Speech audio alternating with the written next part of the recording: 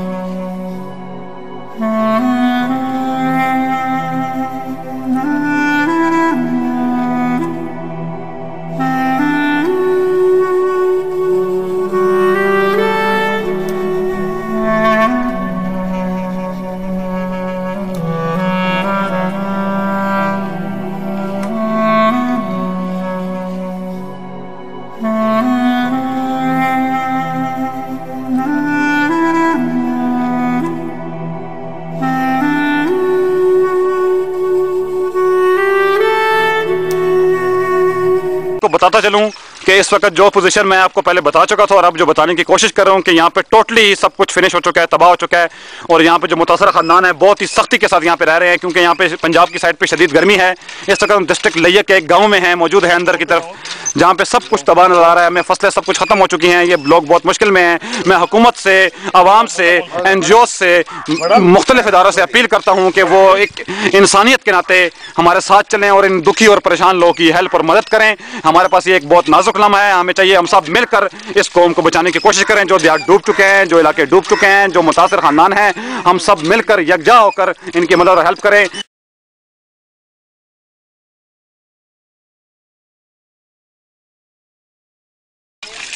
देखें, जैसा कि मैंने आपको पहले बताया कि ये टोटल इनएक्सेसिबल एरिया है और अभी हमने कोशिश की है कि दरिया सिंध को कैप्चर करने की, दरिया सिंध को देखने की।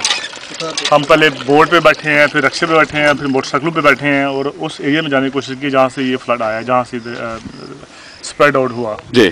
लेकिन अनफॉर्चुनेटली हम उस एरिया तक नहीं पहुंच सकते। पानी वो दरिया से रास्ता बहुत दुश्वार गुजार है, शदीद सख्त है, खेत बीच में है और सांप बिच्छुओं का भी डर है। तो हम नहीं पहुंच सके क्योंकि जहाँ पे ज़्यादा जो कंप्लेंट यही हैं कि स्नेक बाइटिंग की है, कुछ ऐसे एनिमल जानवर आए हुए हैं जो जिनकी वजह से बहुत लोग परेशान हैं और इनकी जैसे मैंने कहा कि हालत बहुत मिजरेबल कंडीशंस हैं। और इस एरिया का जो सर्वे है हमारा ऑलमोस्ट कंप्लीट हो चुका है जी।